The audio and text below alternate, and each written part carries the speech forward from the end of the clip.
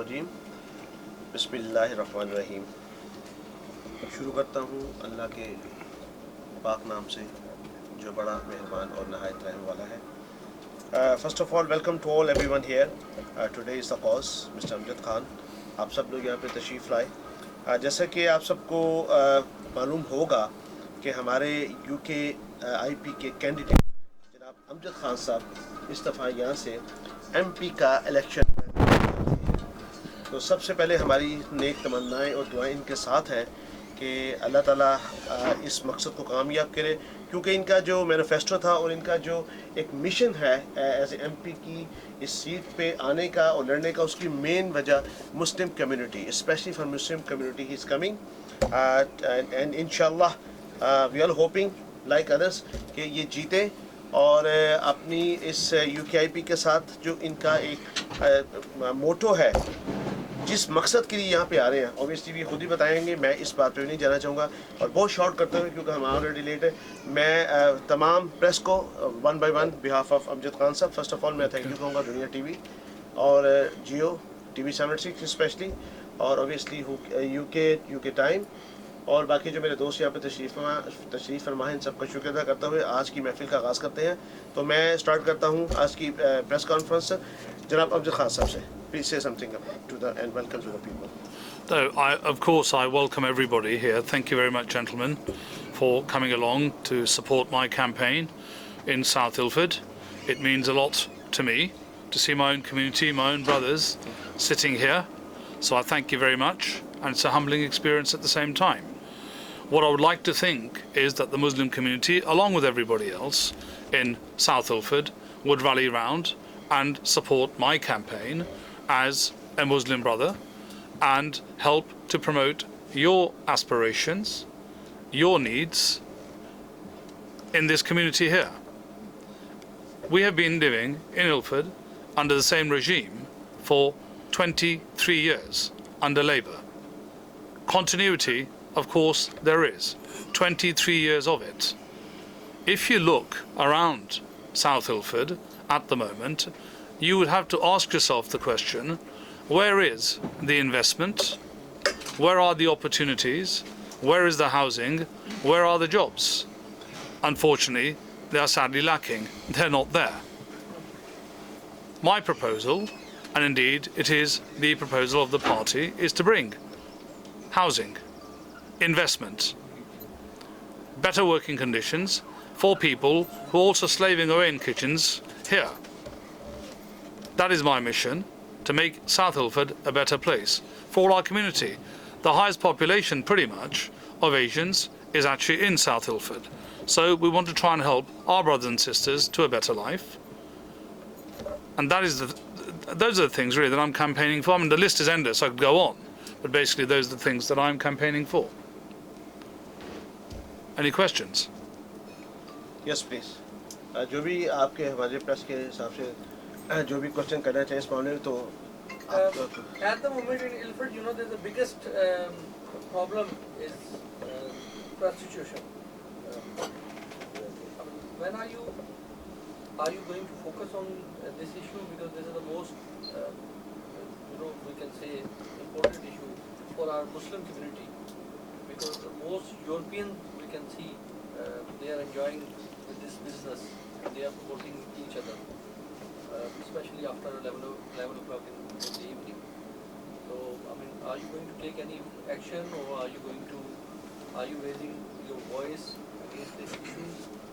And when you're going to be MP, if you're going to win, what action are you going to take about this issue? Well, that's a very, very good question, Mr. Atta.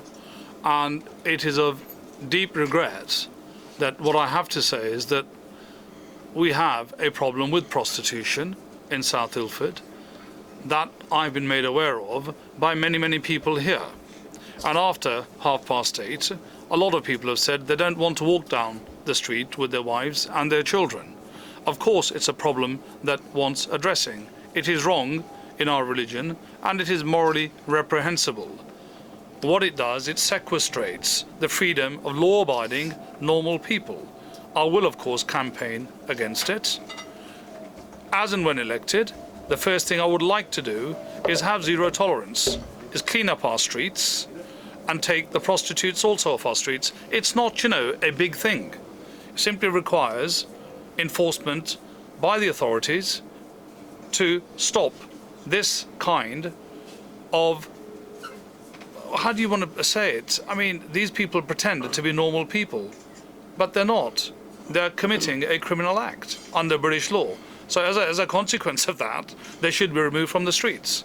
As an MP, you have the power to phone up the local police inspector and say, do something about it.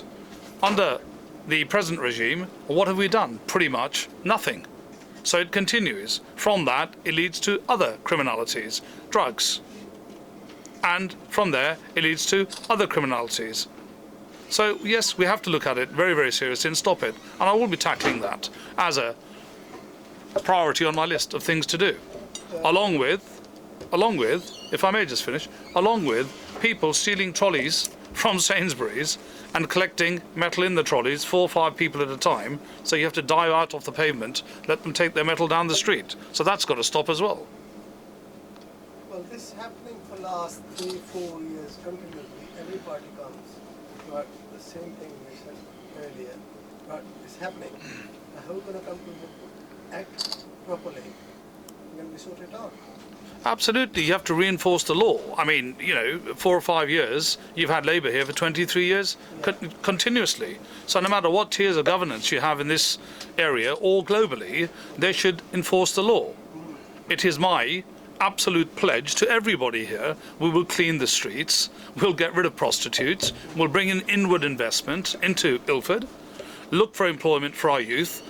Ask yourself the question. That when we look at the last 4 or 5 years, kind of worse and worse.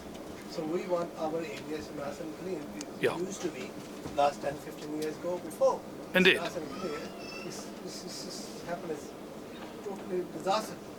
I actually agree with you that the lack of investment, if you look at areas like Newham, Stratford, Barkingside, I mean, they're doing far better than South Ilford. Why is that? Because if you allow things to deteriorate, then things just get worse and worse. So you've got to put a stop to it. I am surprised, and I agree with all those that are concerned about it, why 4 or 5 years of this has gone on. It's very, very easy to stop. I don't understand why this has not happened by the Labour government that controls this constituency. We have here 86,420 constituents, electoral constituents that can vote, of which the population is 126,000 people live in this constituency. 36,000 houses. Everyone is affected. It's a closed community. And the majority of the community here is Muslim. And we have our own ethics and our own laws and our own rules within our own religion. They need to be exercised. They don't promote prostitution. No. They don't promote stealing. They have a zero tolerance to crime. And I think, we should all enforce it. It's not incumbent upon me to do it. Everyone should do their bit. But of course, if you're in a position of power, as a leader, you have to express that power with integrity and with an even hand. So we'll remove them from the streets, clean the streets. You only got to go and look down Windsor Road. I was there this morning. I mean, it's a disgrace. What is your own view about the local NHS and the school? How are you going to tackle the issue of the budget cut in the NHS, the job result? It's a very valid question. I mean, the NHS, under successive governments, has been not funded properly. What we're saying is this: as far as the NHS is concerned, we belong to the European Union. We joined it in 1973. Immigration wasn't a big problem because the member states, Germany, France, Spain, the big states, they were pretty much on a par with us. The problem really started in 1997 when the Eastern European states came on board. As a consequence, we had this cross-pollination of labour, cheap labour, into the UK. The labour, unfortunately, brought with it criminals and other entities because there are no border controls. Under the Freedom of Movement European Act, Article 45, there are no border controls, so you just come come across. Of course, there are border controls when it comes to Pakistan, India, Asia, and so on, which I think is unfair. Our party is committed, and I am committed, to the following: out of Europe and parity for all. We have a point system for our people. That means everyone is treated fairly. We have a policy which is correct, and it's absolutely correct. If you want to come from India or Pakistan, there's no limitation on visas for students.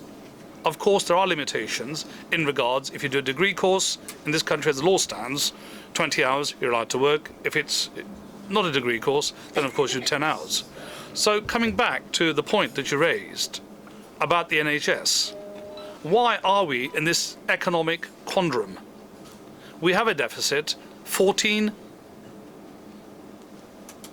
billion, or to be precise, 1.47 trillion. That's the exact figure. As we speak, of course, it's going to change a bit. Why has that debt increased? Why has that debt come about? Because we borrow more than we actually earn as a nation. What we do, we spend 5,500 million into Europe. I'm puzzled as to why we do that, because before 1973, we didn't have an issue with the common market. There was cross-pollination. What we did, we had free trade, and we did very, very well. And of course, bear this in mind, brothers. Throughout history, whether you're the Egyptian Empire, Roman Empire, Indian Empire, you have to have trade. Without trade, you cannot exist as a country. In the past, we've done all that trade, everything. Yeah. So, and there's, So what's the question? we're getting into, in this country, we're all living here for our children, for myself, for yourself, for your children, all that. Like he mentioned as well, NHS is all that. So we're getting on. That's what we are NHS. Look after my parents, grandparents, all that. That's what we're talking about. We're not talking about India and Pakistan, all that. We're talking about here. How can you help us, my parents, your Yeah. parents, my children, we getting on, right? How we can help? It's a very valid point. I mean, it's a very valid point. Historically, you have to look at where you were to how you arrived at the point in time, which is today. We had free trade. The point I'm making to you clearly is this. Yeah, you know, we had trade. It's valid. Yeah, I mean, thank you. We had trade before we joined the European Union. What I'm saying to you is, as my learned friend there asked the question, the NHS, we are going to take away the 49.2 billion promised to HS2. We're going to take out 5.5 billion paid into the European Union. If you bring that back, and our manifesto has been costed correctly, Labour and Tories were rejected by the Institute of Fiscal Studies. That's on the record last week on the BBC News. We can balance the books far better. That gives an advantage to me, to my constituents, to be able to balance the books for you through our party's manifesto, to give you a better pension, a better state of living, a better national health service. So that's what we can pledge, and we are promising to do that. My question for the immigration. We're going to lose a student, nearly I think 200,000 children, I think 20,000 children in London. They're jobless. They have no work allowed. What you going to do about it? A lot. As I said originally, going back 5 minutes, the idea is to bring inward investment into this deprived area. Now, you know, to my credit, I've not been an MP for South Ilford ever. Ditto, finished. You've had continuity, think about it, continuity and governance from a Labour MP for 23 years. So you're at that point, 23 years ago, you've arrived at this point today. Who's responsible for it? It's not any of us. That's why I say it's important to have good leadership, good fiscal accounting, honesty, integrity in politics. And I'm fighting to be amongst those politicians that carry those qualities through. In our policy manifesto, you have the option, everybody here, if you don't like the politician, you can have him removed. You only need 20% of the population to vote, not wait 5 years for the party to go. If you don't like a policy within the manifesto, you can vote against it. 5 million signatures from the 70 odd million people in the UK, and you can have a referendum. And if the people agree with you, then of course it becomes law. So that's in the policy, and we can't be clearer than that. So I'm reinforcing this. Out of the European Union, save that money and spend it back here in the health service, transport, water, gas, utility. What does make me laugh? What does make me laugh is this. I mean, I'm sort of touching 60. I remember years ago, there was black and white and right and wrong. We seem to lose that in either ostensive or ontological debate. Everything becomes a debate. Whatever happened to right and wrong? It seems to have gone by the by. Today, we argue about the cost of everything. Many years ago, nobody really spoke too much about money, but everything pivots around money. Fiscal policy, budget deficit, national debt. That's where we are today. We need to come back with a sense of realism and back into the real world. Yes. Did you thought about it? What's going to happen to the children living here? Yes. They haven't got no status at the moment. Yeah. Can't work. They are poor family. Yes, they are alive to come in this country to have a better life. And now they are on the street. Yeah. They can't even pay the rent, and they cannot even work. Nobody allows them to give them work. There are two questions here. We are an island nation. Yeah. I was always puzzled, and I'm genuinely telling you this. I was genuinely puzzled why it is when there's a lack of housing, you allow migration from the EU to come in. We haven't got enough housing anyway, so it doesn't make sense to me. Our utilities, water, gas, electricity, they're not in abundance, because every day you hear about investment and improvement. One thing I do know is this. Ever since we privatized water, gas and electricity, the water, it tastes like champagne. The electricity bulbs, they glow brighter, and the gas is hotter. But the truism is the cost has gone up and the standard of living has gone down. Now, in order to address that problem, you need investment into Ilford for the youth. You need to create jobs for the youth. There are very little jobs.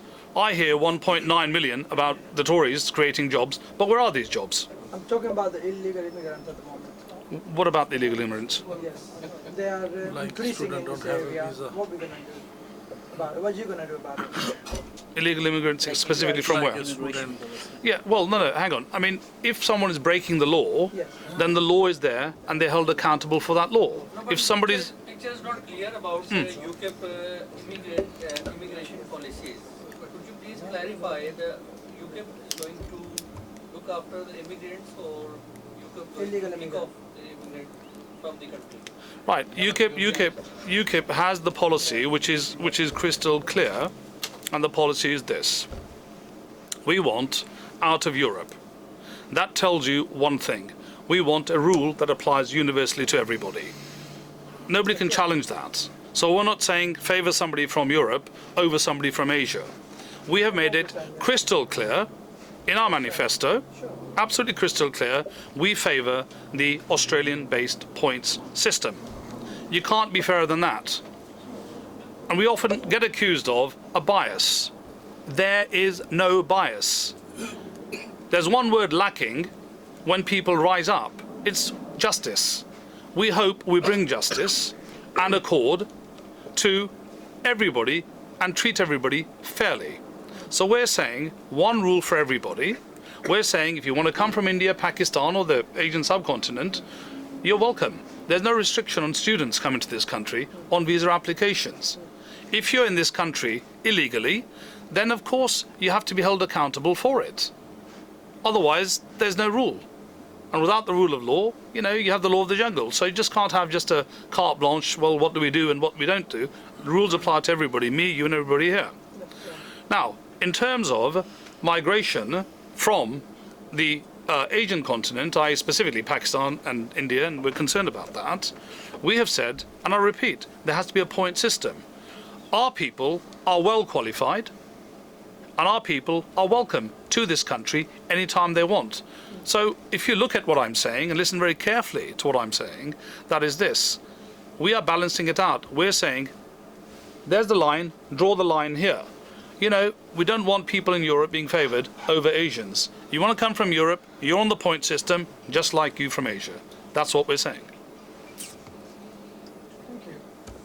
Barbara, sir? I just want to point out two issues. One which is Mr. Huck raised at prostitution in Ilford. As far as I know, there's much law against curb calling. There's no law against those girls who stand on the street. So we do need a tougher law against those girls. And secondly, I believe Ilford Labour always voted against Muslim issues. Being a Muslim, you are going to be selected as an MP. So what kind of voice you can raise against these issues in favor of the Muslims? Obviously, we are most of the people sitting here Muslim that we want that our voice should go to the world as well, and there should be done something about Muslim rights. Yeah, thank you, brother, for that question. At the end of the day, you know, prostitution is wrong. We have a law that says curb clawing is not allowed. If you're caught, then you are punished according to the law. It is not my fault. It will become my fault if, as an elected MP, I do nothing about it. I make you a pledge. Two things. One, if you clean up the streets, prostitutes and all, life and the standard of life becomes better. It is against our religion. It is against our ethics. It is corrupting the youth, especially Asian youth. From there, you deteriorate into other bad habits. So what we want to try and do is clean and clear that. I'm well aware of that problem, and I will be doing my best as your MP, if elected, to get rid of prostitution from South Ilford. What I do find puzzling, Mr. Barber, is this, that we've had an MP here for 23 years who's had these concerns levelled to him about the lack of amenities, lack of facilities, jobs not for the Asians, lack of them. What's he done about it? Nothing. Had I been here 23 years, I would have put my stamp, my mark on this borough. It would have been up here, not sort of down here somewhere. Yet, South Ilford, thank you. South Ilford, if you take it on a par with Newham, Stratford, Barkingside, it is far, far lower in terms of real economic growth, but higher in joblessness and the rest of the negatives that we're discussing at the moment. Yes, I agree, it's a bad thing. And, you know, as Muslim brothers, we should avoid these bad habits anyway. But let's not put them in front of us, let's get them out of the way anyway. That's the best thing. Because children being children, they do talk about it, and we don't want to see our youth being corrupted. Is there any question? My second question. Sure. What you will do about the Muslim community and the Muslim around the world once you will be in the House of Parliament? Well, that's an interesting question, Mr. Isman. You know, if you look at the world today, look at Yemen, Somalia, Ethiopia, Nigeria, Iraq, Libya, Afghanistan, Pakistan, look all over the world today. We have pretty much a war going on in each country. Why is that? Because nobody stands up and speaks for peace totally. To address peace, you have to address Palestine and the Israel conflict. Guess what? We're the only party that are committed to peace between the two and a state for each. And that's in our manifesto. So I can actually hold my hands up along with everything else. You know, that is what we will achieve. Once you tackle, you see, you can't tackle, you know, I had an interesting conversation with Nigel about it. And that is, why are people flooding to this country and dying on the Mediterranean Sea? Because their countries are now unstable. There are wars going on in their country. What I say is, tackle the cause. Don't try to remedy with a dose of salts the interim. Tackle the cause. Stop the wars. People will then settle down and they will remain in their own countries, prosperous and happy. I mean, it's got to be said, hasn't it? When people jump on ships where they think they might die, they're still struggling to come here. It must be pretty awful in their countries. So we need to tackle that problem. British foreign policy, what you just said Yeah. a minute ago, if they control that properly, shouldn't that happen? It's a very valid point. I mean, it's an interesting point. Last 23 years, our MP here has done, in 1992 when he was elected, he was in foreign policy, liaison, foreign policy, defence and other laws. I think perhaps one needs to look at the MP's record in the House of Commons and what he did and what he has said. On balance, if he had been positive, and most politicians have been positive, the world would have been a better place to live in today. Yeah, I want that too, desperately. That's why I'm standing. I don't want politicians, really. I like to see statesmen, people who are held accountable, who have integrity, who tell the truth. Not, when you ask the question, and I hope I've addressed it correctly, not when you ask the question, what colour is this? And they, well, let me remind you what this is all about. And they change the tone. No, address it. We're all human beings. So address it honestly. It's not that mean. Mr. Hanif. Yeah. Saying that. It's simple. If you come off of EU, these Eastern European, where are they going to go? Well, that's an interesting question. The first thing... Say again? Eastern European, Yeah. Romanian, Lithuanian, Bulgarian, they all are living there. Yeah. They're working half the money for that which can work. Well, the answer is in your question, isn't it? It's rhetorical. I mean, if they're working for half the Now money, they are illegally here, where are they going to go? well, they will go back if they're legally here, as I said initially, Mr. Hanif. If they're here legally, there's a law against that. How? Well, the law is enshrined in. If you're an illegal immigrant, you're deported. They're not illegal. They are legal. Well, I don't understand your question. You said they're illegal immigrants. No, they are legal here. They're all Eastern European. If we Where they throw gonna them go? out, if we throw the Eastern European out of UK, and where they will go? I was just Right. talking about the Well, here's the answer to your question. At the moment, under Labour, we had a migration input of 7 million migrants into this country from Europe. Under the Tories, we've had 2 million into this country. Now, you can say 9 million is enough, or what you can do is leave the borders open and bring another 5 million, 2 million, 3 million. Those people that are in the country at the moment, legally and correctly, that problem will be addressed when you leave the European Union. It would be unfair to ostracize them, would it not? You have to be humane, we're good Muslims and charitable. We're not going to throw them back out of the country just because they leave the EU. But what we say, you draw the... Yeah, stop, thank you. Yeah, you put a block and you put a block on your borders. Interestingly enough, when the Labour Party announced this immigration control policy, I think it was last Saturday, the week before, and they came out with, we're going to introduce 3,000 more midwives and 1,000 more border control. Well, ask yourself the question. I mean, I have to say it, and I laugh, because if you understand it, the border controls, who does it apply to? Under the Freedom of Movement Act, the European Act, Article 45, there is no border control. There's free movement. So it doesn't apply to East Europeans. It must apply, therefore, to somebody else.